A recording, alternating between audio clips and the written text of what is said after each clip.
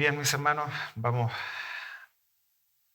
a, a considerar la palabra del Señor para nosotros en este día.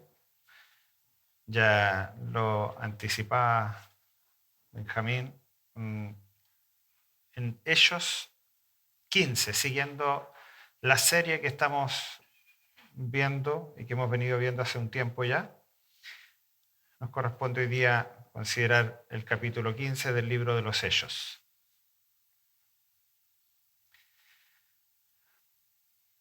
Vamos a considerar desde el versículo 1 al 35, pero como también es una lectura bastante extensa, voy a leer desde el 1 al 10 y del 22 al 35 para un poco redimir el tiempo y aprovecharlo. Pero vamos a considerar el capítulo hasta el 35. Dice así la palabra del Señor. Entonces, algunos que venían de Judea enseñaban a los hermanos: si no os circuncidáis conforme al rito de Moisés, no podéis ser salvos. Como Pablo y Bernabé tuviesen una discusión y contienda no pequeña con ellos, se dispuso que subiesen Pablo y Bernabé a Jerusalén, y algunos otros de ellos a los apóstoles y a los ancianos, para tratar esta cuestión. Ellos, pues, habiendo sido encaminados por la iglesia, pasaron por Fenicia y Samaria, contando la conversión de los gentiles, y causaban gran gozo a todos los hermanos. Y llegados a Jerusalén, fueron recibidos por la iglesia y los apóstoles y los ancianos, y refirieron todas las cosas que Dios había hecho con ellos. Pero algunos de la secta de los fariseos, que habían creído, se levantaron diciendo: es necesario circuncidarlos y mandarles que guarden la ley de Moisés. Y se reunieron los apóstoles y los ancianos para conocer de este asunto. Y después de mucha discusión, Pedro se levantó y les dijo: varones hermanos, vosotros sabéis, como ya hace algún tiempo, que Dios escogió que los gentiles oyeran por mi boca la palabra del Evangelio y creyesen. Y Dios, que conoce los corazones, les dio testimonio dándoles el Espíritu Santo, lo mismo que nosotros. Y ninguna diferencia hizo entre nosotros y ellos, purificando por la fe sus corazones. Ahora pues, ¿por qué tentáis a Dios poniendo sobre la cerviz de los discípulos un yugo que ni nuestros padres ni nosotros hemos podido llevar? El 22. Entonces pareció bien a los apóstoles y a los ancianos, con toda la iglesia, elegir de entre ellos varones y enviarlos a Antioquía con Pablo y Bernabé, a Judas, que tenía por sobrenombre Barsabás, y a Silas, varones principales entre los hermanos, y escribir por conducto de ellos: los apóstoles y los ancianos y los hermanos, a los hermanos que están entre los gentiles, que están en Antioquía, en Siria y en Cilicia. Salud.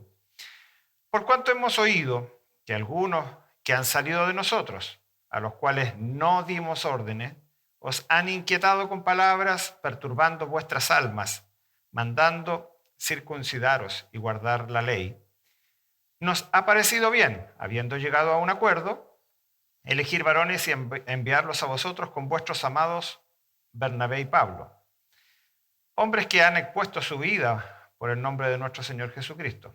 Así que enviamos a Judas y a Silas, los cuales también de palabra os harán saber lo mismo. Porque ha parecido bien al Espíritu Santo y a nosotros no imponeros ninguna carga que estas cosas necesarias, que os abstengáis de lo sacrificado a ídolos, de sangre, de ahogado y de fornicación, de las cuales cosas, si os guardareis, bien haréis. Pasadlo bien. Así pues, los que fueron enviados descendieron a Antioquía y, reuniendo a la congregación, entregaron la carta, habiendo leído la cual, se regocijaron por la consolación. Y Judas y Silas, como ellos también eran profetas, consolaron y confirmaron a los hermanos con abundancia de palabra. Y pasando algún tiempo allí, fueron despedidos en paz por los hermanos para volver a aquellos que lo habían enviado. Mas a Silas le pareció bien el quedarse allí, y Pablo y Bernabé continuaron en Antioquía, enseñando la palabra del Señor y anunciando el Evangelio con otros muchos. Amén. Oramos. Señor, te damos gracias porque delante estamos de tu divina palabra. Señor, sabemos que esta es la profeta mayor para nuestras vidas.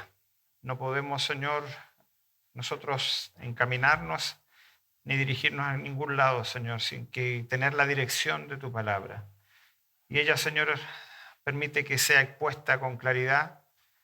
Dame, Señor, la sabiduría, la gracia para poder explicarla, para poder, Señor, entregarla de acuerdo a tus propósitos, Señor, y para la honra y la gloria de tu nombre. Por Jesús oramos. Amén.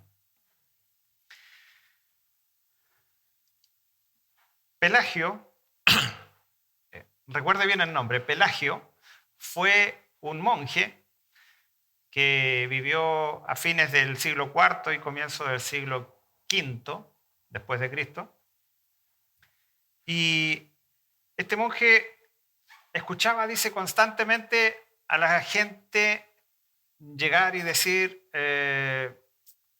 es que he pecado nuevamente, es que no lo puedo evitar porque mi naturaleza me lleva a pecar.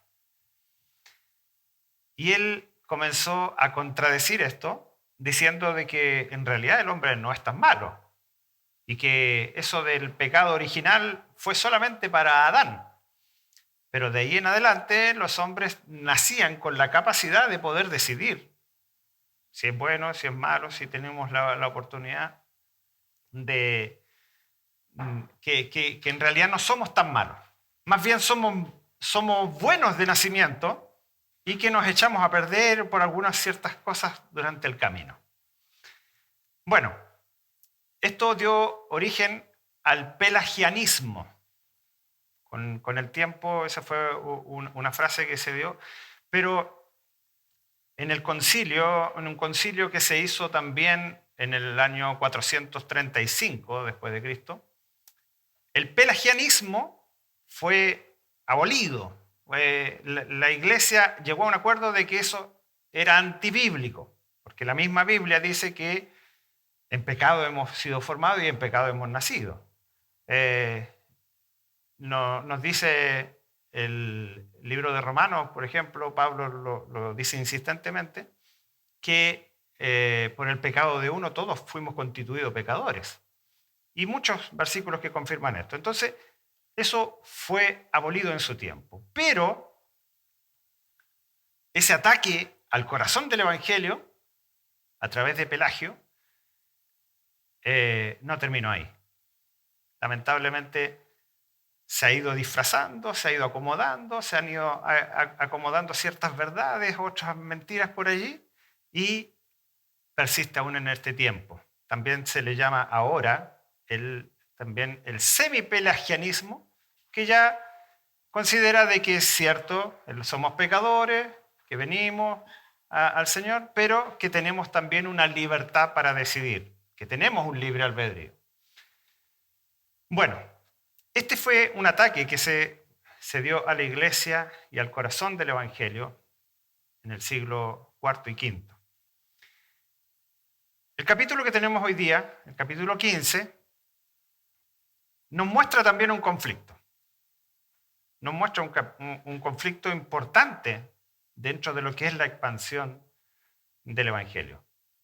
Hemos venido escuchando de que la iglesia ha sido perseguida, que han sido azotados, que han sido allí encarcelados, que han sido perseguidos. Pero también vemos a partir de este capítulo 15 cómo hay una intervención de Satanás dentro de la iglesia, algo que incluso hace mucho más daño, que si nosotros lo consideramos es mucho más dañino cómo se produce esto dentro de la iglesia. Hemos visto, y vamos a ver a lo mejor después en el tiempo a través del libro de los Hechos, cómo la persecución incluso le da más valor a los hermanos. Y a través de los tiempos nosotros conocemos la historia. Muchos fueron perseguidos y daban su vida por el Evangelio. Y a medida que unos morían, otros se levantaban valerosamente. Pero el ataque que se produce al corazón del Evangelio es muy peligroso porque es un ataque sutil. donde se pervierte el Evangelio, el mensaje central del Evangelio, donde se le añade cosas, donde se dice la gracia no es suficiente. Y de hecho ese es el tema de este sermón. La gracia es suficiente, para que lo tengamos en cuenta. Entonces, ¿es suficiente la gracia o tenemos que agregarle algo más? Esa es la pregunta. Y es lo que vamos a ver a través de este sermón. ¿En 2000 años hemos superado este tema?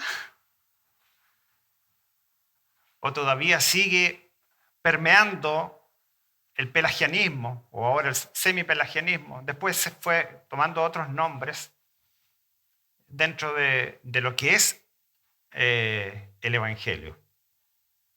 Este pasaje lo vamos a dividir en tres partes. Primero está el conflicto o ataque al corazón del Evangelio. En segundo lugar, el concilio, el acuerdo en defensa de la verdad. Y en tercer lugar, la resolución o acuerdo que llegaron los hermanos. Por último, tenemos la respuesta de los creyentes, de estos nuevos creyentes gentiles. Consideremos entonces, ¿cuál es el conflicto? Para entender el origen del problema, nosotros ya hemos venido viendo la expansión del Evangelio, pero es necesario considerar el contexto de la iglesia que se estaba formando. Por un lado tenemos los judíos que venían de una tradición de 1500 años prácticamente de la ley, que se había establecido la ley de Moisés, y ellos eran muy excluyentes, porque solamente para ellos era la ley, y Dios había dicho que ellos eran un pueblo escogido, un pueblo apartado, y ellos esto no lo tomaron como, sí, en realidad Dios tuvo misericordia de mí, sino que después lo tomaron con arrogancia. En realidad somos un pueblo distinto, somos un pueblo especial, y ya todos los demás son nada. A pesar de que la misma Escritura lo dice en Deuteronomio, no sois más vosotros mejores que los demás pueblos de la tierra. No por ser mejores yo os elegí, sino porque eran los más pequeños, los más indignos. Yo os elegí. Pero ellos se habían olvidado de eso y solamente se quedaron con que eran un pueblo especial. Entonces, todo lo que es la ley para ellos tomó un valor sumamente importante. Los sacrificios, los ritos. Y recordemos algo. Las leyes que ellos tenían se dividían en tres áreas importantes: las leyes ceremoniales, las leyes cívicas y la ley moral. Entonces, lo que es las leyes ceremoniales, eso que incluían los sacrificios que estaban apuntando hacia Cristo, los sacrificios, las leyes dietéticas, las fiestas solemnes, todas estas cosas tenían un propósito y apuntaban hacia Cristo.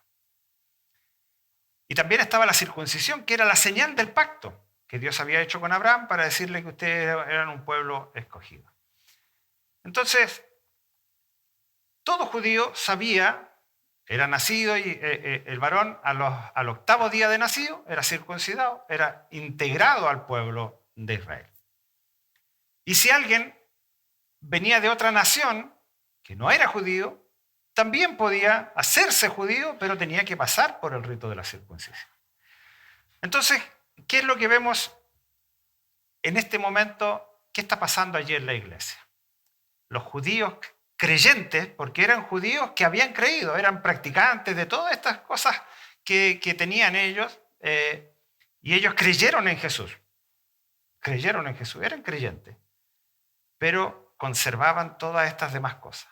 Entonces, cuando ellos escucharon de que los gentiles, y cuando digo gentiles, es importante considerar esta parte, en su original significa básicamente no judío. Eso era un gentil. Hoy día nosotros conocemos gentil a alguien amable, y eso, pero los gentiles, de acuerdo a la Escritura, era una persona que no era judía. Todos los demás del mundo. Todo el resto del mundo eran gentiles, pero para ellos era una palabra un poquito ofensiva. Eran los paganos, eran la gente que no tenía al Dios de ellos. Entonces, vemos que esta circuncisión pasó a ser el primer requisito para alguien que no era judío y estaba entrando. Tenemos otro ejemplo, por ejemplo, lo que pasaba con el día sábado. Los judíos eran expertos para pervertir los mandamientos. El Señor le había dicho del día sábado, el día de reposo, ese día es para adorar, para meditar, para que ustedes tienen que apartar ese día de la semana y meditar y adorar al Señor y entregar ese día completo para Él. Pero ellos terminaron haciendo del día sábado el Señor sábado. Era más importante lo que no tenían que hacer el sábado que lo que realmente tenían que hacer, que era adorar al Señor. Entonces andaban más preocupados de que alguien, mira, este no está guardando el sábado porque lleva una carga sobre el hombro, o este está haciendo esto, está ayudando al otro, y estaban más preocupados en eso que en realmente inclinarse delante del Señor y adorar. Era la forma como ellos iban tergiversando los mandamientos y lo que el Señor les pedía. Entonces, decimos que la circuncisión era lo primero que tenía que cumplir cualquier persona. Entonces, cuando ellos escucharon de que Pablo y Bernabé estaban predicando el Evangelio, les causó comezón de oído y fueron hasta allá a Antioquía. Antioquía, recordemos, es un lugar que ya no pertenece al pueblo de Israel. Pertenecía a Siria precisamente, y son las regiones de Asia, y hay muchos lugares ahí alrededor. Entonces, ellos escucharon de que allí se estaba predicando el Evangelio y fueron allá y empezaron a escuchar y vieron que las personas eran convertidas, pero para ellos era un choque cultural. Vieron que muchas personas decían, sí, yo he sido salvo por la obra de Cristo. Y veían que tenían costumbres que no eran las de ellos, que no se habían circuncidado, que no se sometían a la ley de Moisés. Y esto les causó algo fuerte. Ahora, es importante saber, cuando decimos que Pablo y Bernabé predicaban el Evangelio, ¿cuál es el Evangelio? Pablo lo resume magistralmente en 1 Corintios 15, 3 y 4, dice que Cristo murió por nuestros pecados conforme a las Escrituras y que fue sepultado y resucitó al tercer día conforme a las Escrituras. Y este es el Evangelio. Este es el resumen del Evangelio. Y eso es lo que comprende el Evangelio. La pureza del Evangelio está allí. Pero estos judíos decían, no puede ser tan fácil. No puede ser tan sencillo. ¿Cómo hacer que solamente yo creyendo algo tengo que hacer?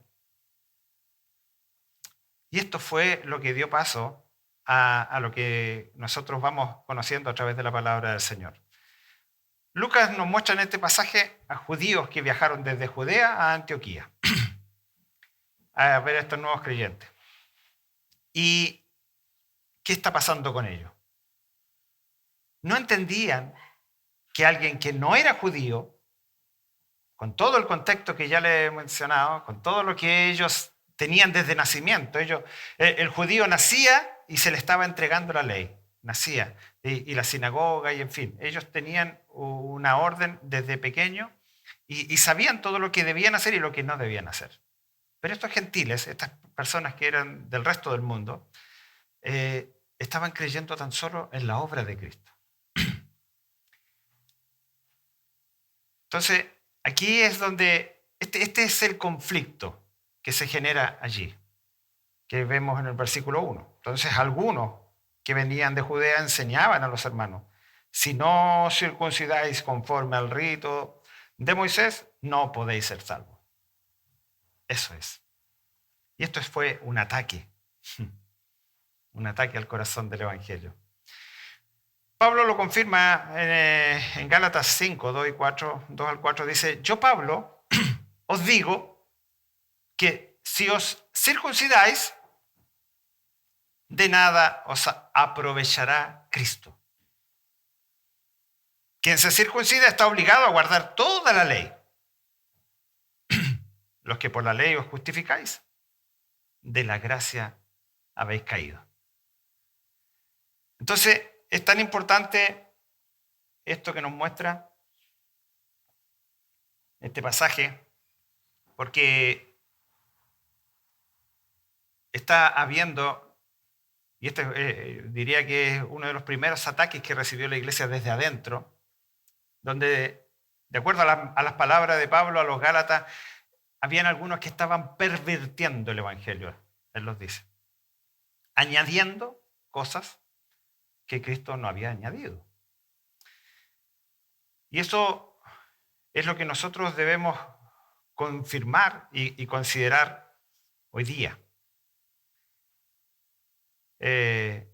Lo que Dios está haciendo. Efesios 2, 8 y 9 lo dice, porque por gracia sois salvos por medio de la fe. Y esto no de vosotros, pues es don de Dios.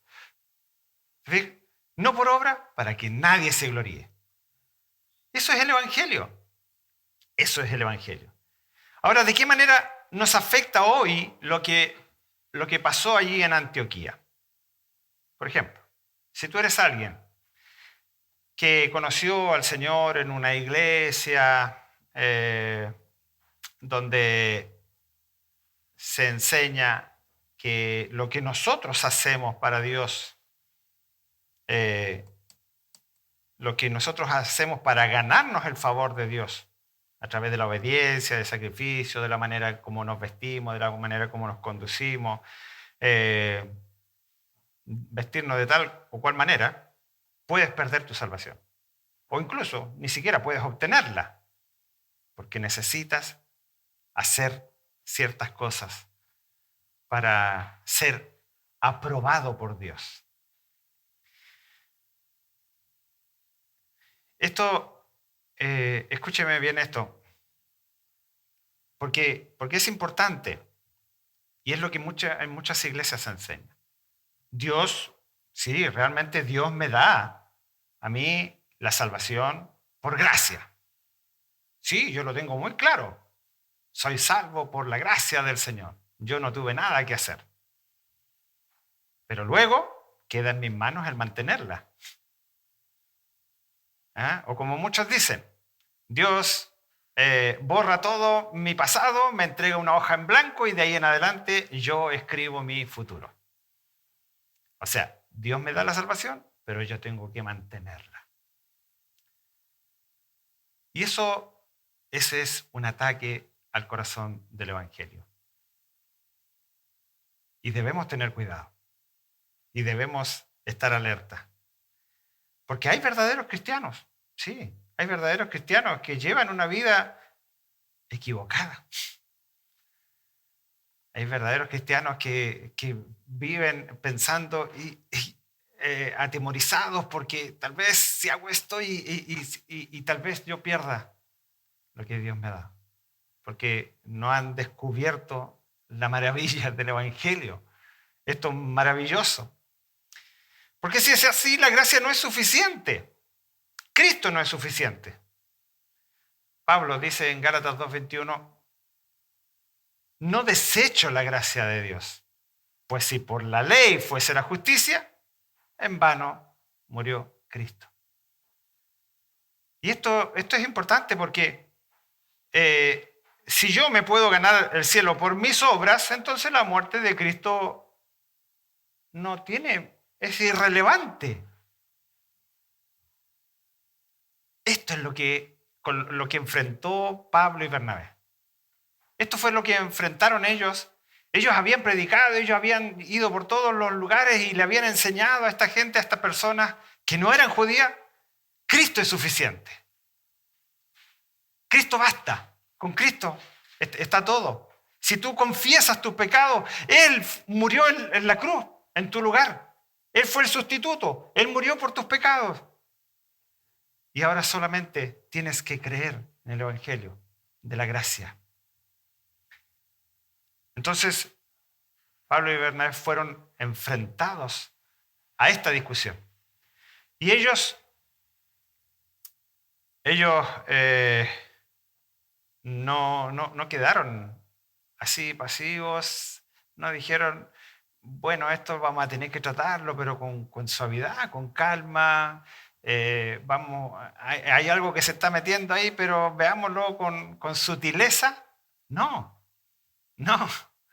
El versículo 2 dice, como Pablo y Bernabé tuviesen una discusión y contienda, ayúdame, no pequeña,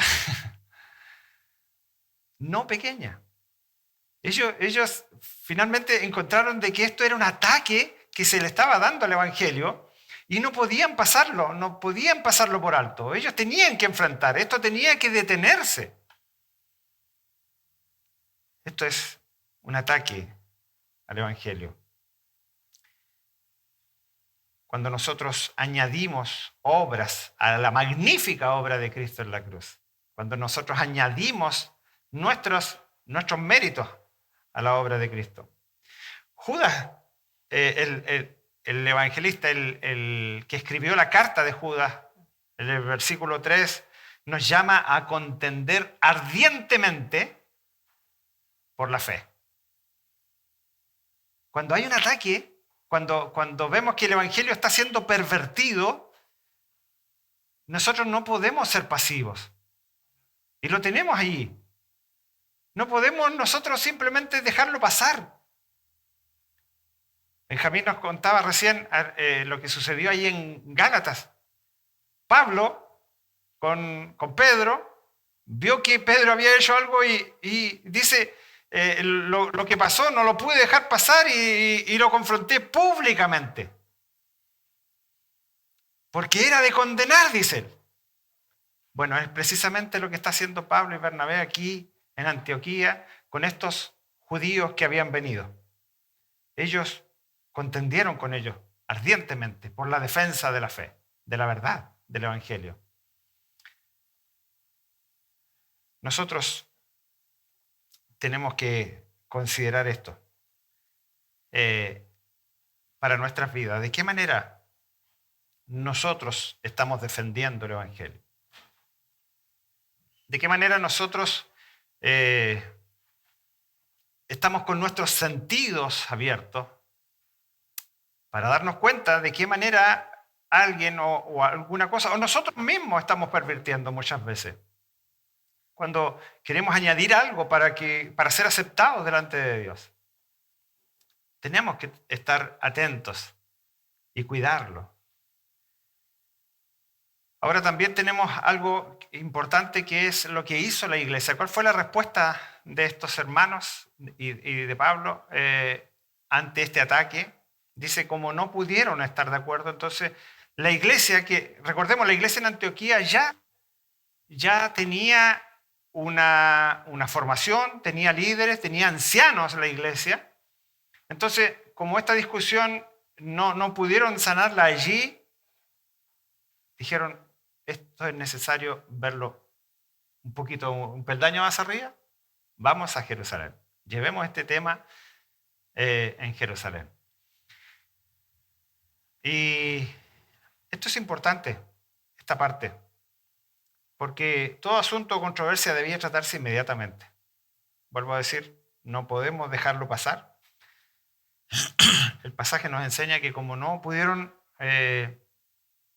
resolverlo allí en Antioquía, lo derivaron a Jerusalén, donde estaban los apóstoles, y es algo que nosotros, como iglesia, como cuerpo de Cristo, también debemos considerar. Hay conductos regulares dentro de la iglesia y también somos nosotros todos un pueblo y todos nosotros tenemos también algo que decir frente a algunas cosas. Y esto es importante porque, hermano, cada uno de ustedes está viendo también. Somos personas que tenemos la Escritura y tenemos que tener nosotros la la nobleza, como le dice Pablo a los a los hermanos de... Sí, a los de Tesalónica le dijo, pero que tenían que escuchar la palabra y tenían que filtrar. Los de Berea tenían que filtrar la palabra, tenían que escuchar y tenían que... a ver, ¿qué es lo que está diciendo este predicador? A ver, parece que esto se está saliendo un poquito de lo que dice el Evangelio. ¿Qué dice la Escritura? Este se está, como nosotros decimos en buen chileno, se está yendo por los tarros, está diciendo algunas cosas que no corresponden, y nosotros como iglesia tenemos que tener aquí la Escritura, tenemos que saber. Si escucha algo que le queda haciendo ruido en el oído o en el corazón, vamos a la Escritura. ¿Esto es cierto? ¿Es cierto lo que dijo el hermano? ¿Es cierto lo que dijo el pastor? ¿Es cierto lo que dice el predicador? Y vamos a la Escritura. Y esto nos enseña la palabra del Señor. Estos asuntos ellos lo trataron de esta forma y fueron y lo llevaron delante de la iglesia. Ahora vemos pasamos al segundo punto, que es el concilio. Y en esta parte que es importante, es cómo la iglesia recibe estos problemas, cómo los trata estos problemas. Nosotros estamos aprendiendo de esta iglesia primitiva, la iglesia hoy en día estamos aprendiendo de cómo se deben tratar los temas que son importantes y sobre todo donde la verdad misma está en juego. Entonces, los apóstoles y ancianos que estaban en Jerusalén dan sus argumentos, debaten frente a eso, escuchan. Primero es escuchar. Escucharon lo que llevaba Pablo, lo que llevaba Bernabé.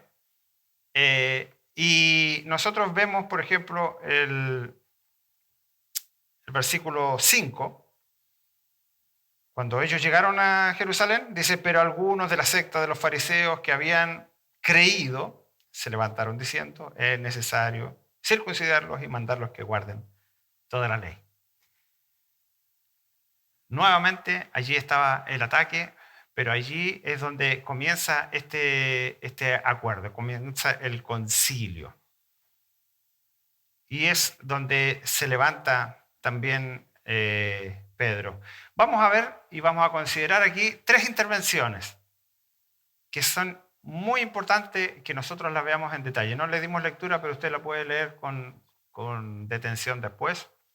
Está Simón Pedro, está Pablo y Bernabé, y por último está Jacobo, que también es Santiago, el mismo que escribe la carta de Santiago. Y haciendo un resumen rápido, después lo vamos a ver en detalle, Pedro alude al pasado, a lo que había sucedido en el pasado reciente. Pablo y Bernabé al presente, lo que Dios estaba haciendo a través de ellos. Y Santiago echa mano a los profetas, pero apuntando hacia el futuro, hacia cómo Dios había dicho que llevaría esto. Entonces, Pedro, echando mano al pasado reciente, cuenta lo que Dios había hecho por medio de él. Nosotros recordamos hace poco, en Hechos 10, nos muestra cómo Dios comenzó a tocar el corazón de Cornelio, que era un centurión romano, y Dios le dice a Pedro que vaya hacia donde este hombre, y Dios tiene que entregarle visiones, Dios tiene que convencerlo, porque Pedro era un judío acérrimo y tenía la ley por encima, y vemos que incluso pasados los muchos años después vuelve a caer con lo que contaba nuestro hermano Benjamín. Pero en esa oportunidad Pedro entendió por la revelación del Señor de que Dios no hace acepción de personas, sino que el Evangelio es para todos. Y esta es la intervención que nosotros vemos en este pasaje. Y dice, después de mucha discusión, Pedro se levantó y les dijo, varones hermanos, vosotros sabéis cómo ya hace algún tiempo que Dios escogió que los gentiles oyesen por mi boca la palabra del Evangelio y creyesen. Y Dios, que conoce los corazones, les dio testimonio dándoles el Espíritu Santo lo mismo que a nosotros. Pero es importante lo que él dice en esta parte. Dice, ¿y ninguna diferencia hizo?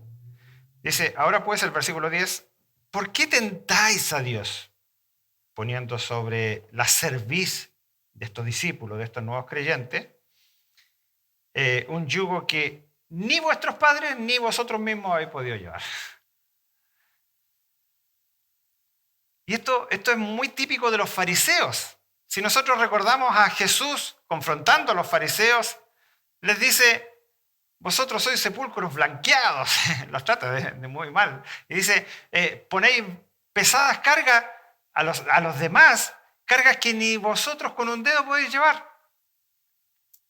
Pero ellos siempre estaban buscando cómo complicar la vida de los hermanos. Entonces, aquí consideramos esto. Consideramos que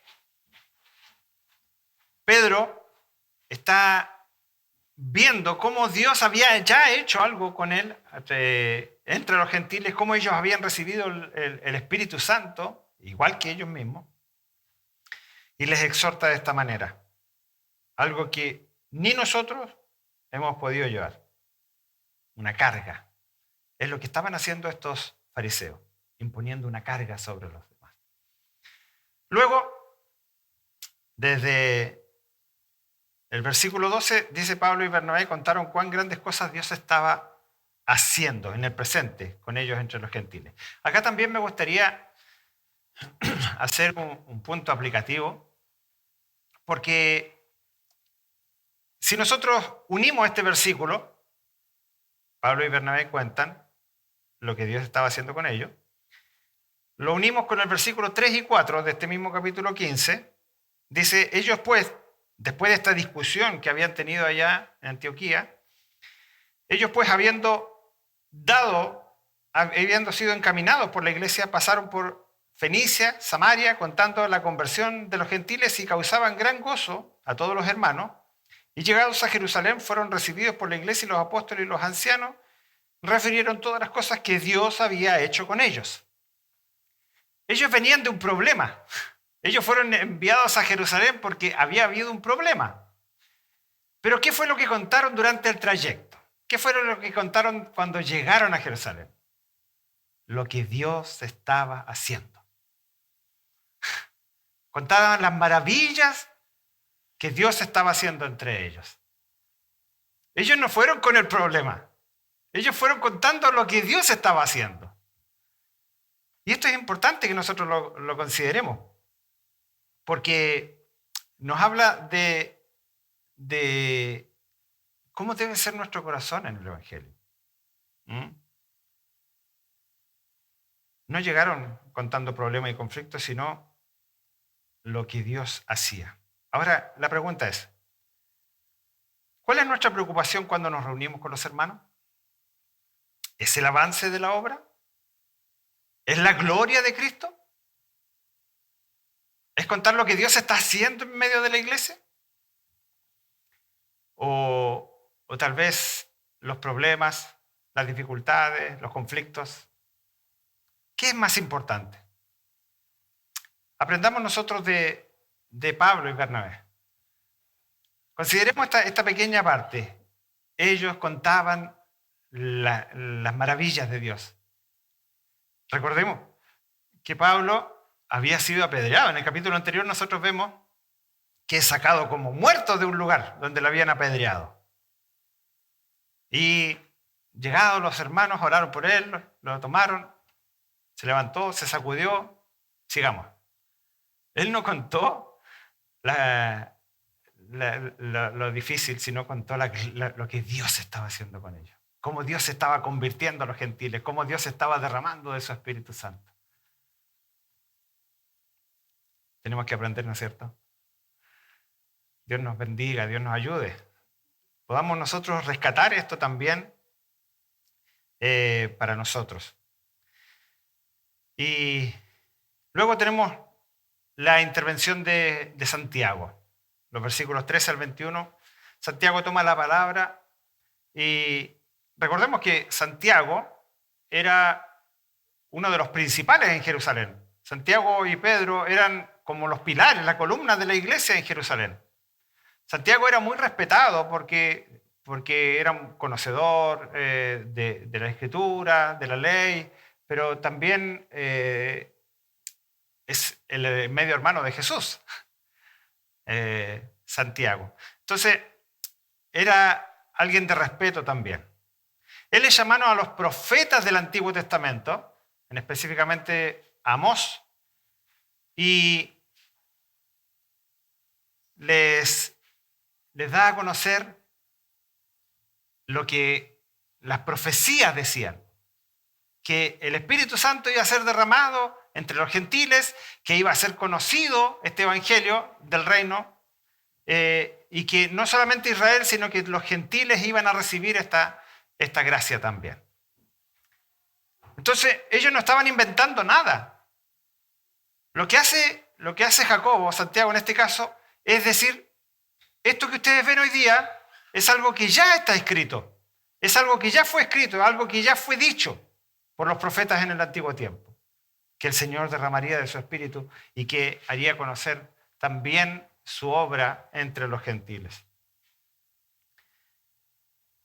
Y hay algo, entonces, que ya habiendo dicho lo anterior, hay una resolución. Por eso este es el concilio, que es un acuerdo. ¿Qué se resuelve? Que no se inquiete, dice, o más bien que no se moleste a estos nuevos creyentes gentiles, que no se les imponga más carga. Porque dice, porque a Moisés, o sea, la ley, ya la tienen desde tiempos antiguos y tienen quien les predique en la sinagoga. Entonces, este es la resolución, es el acuerdo a lo que llegan. Dice que pareció bien a los hermanos y luego en la carta dice al Espíritu Santo y a nosotros, o sea, llegan a un acuerdo. ¿Y cuál es eso? Se le ordena que se aparten de las contaminaciones de los ídolos, de fornicación, de ahogado y de sangre. Ahora, debemos considerar también en esto que se le está diciendo, hay un contexto también, y hay un contexto que es importante que nosotros no lo pasemos por alto, porque es un contexto cultural. Antioquía era una ciudad griega, idolátrica, que tenían mucho que ver con ídolos. El paganismo era muy frecuente, era una ciudad que estaba sumida en el paganismo, con muchos dioses y esto.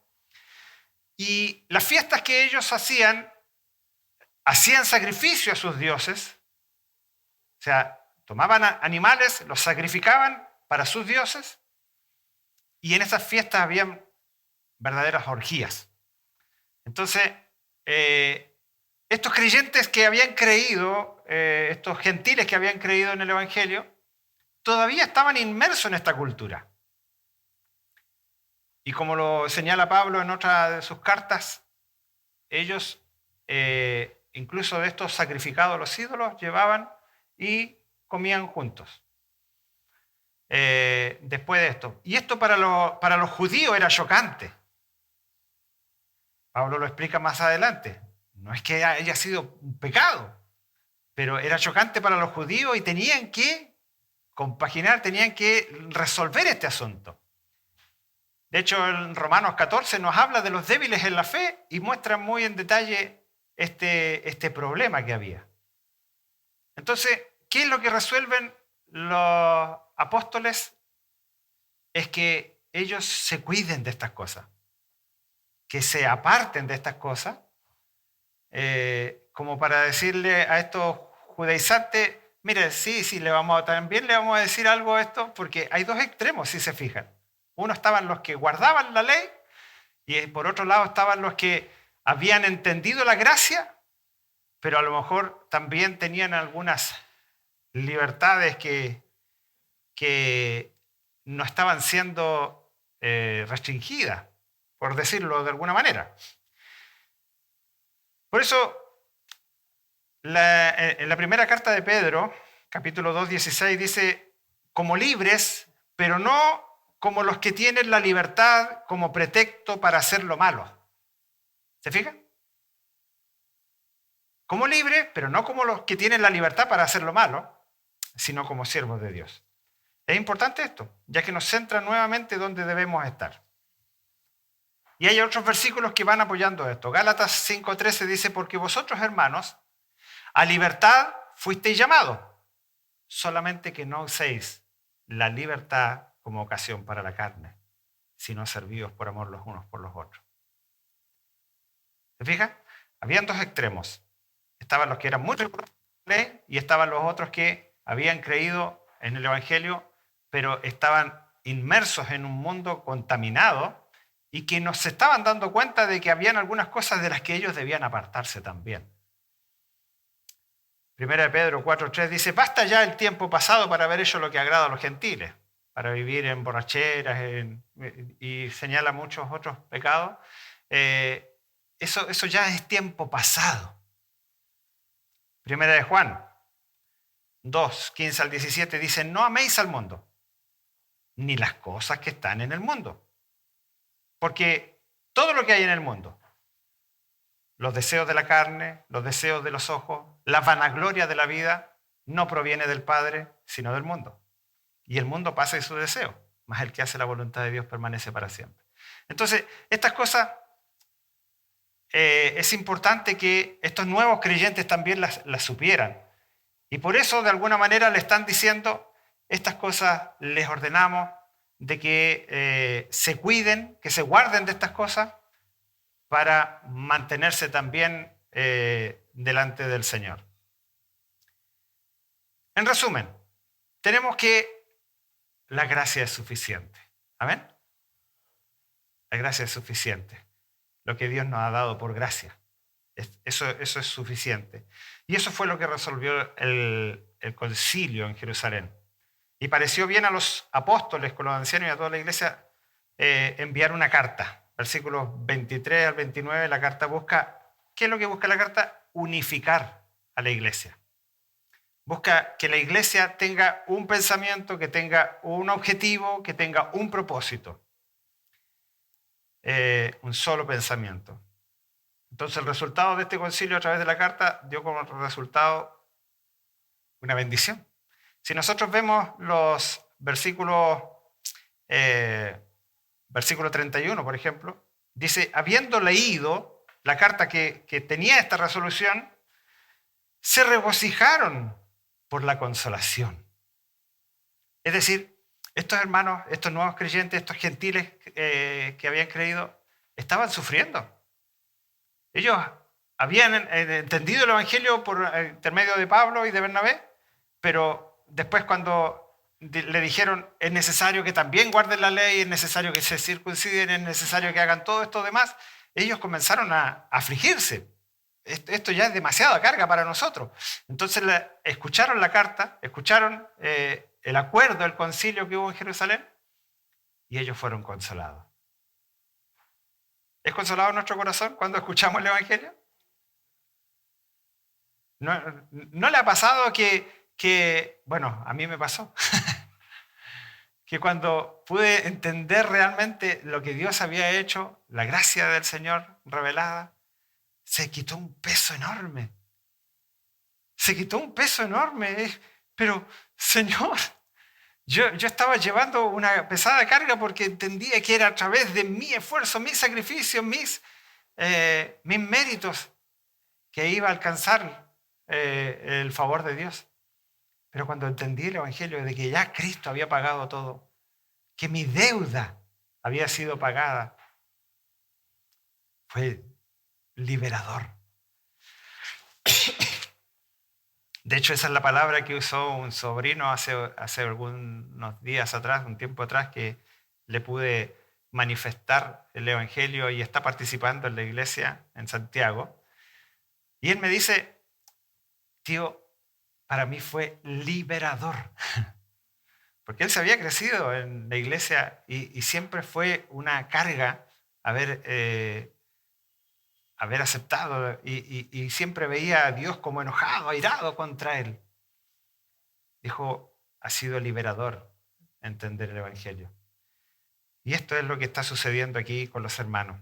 Es grato escuchar el mensaje bendito del Evangelio, que Cristo murió por nuestros pecados, que nuestra deuda con Dios ya fue saldada, que hemos sido reconciliados con Dios, que hemos sido injertados en el olivo de Israel, que hemos sido bendecidos por el Señor. Juan, el Evangelio de Juan 1:12 dice, mas a todos los que le recibieron, a los que creen en su nombre, les dio potestad de ser ellos hijos de Dios. Mire qué difícil. Creer en el Evangelio. Cree en el Señor Jesucristo y serás salvo. Esta es la gran noticia. Esta es la gran noticia del Evangelio. Su gracia es suficiente. Amén. Vamos a orar delante del Señor.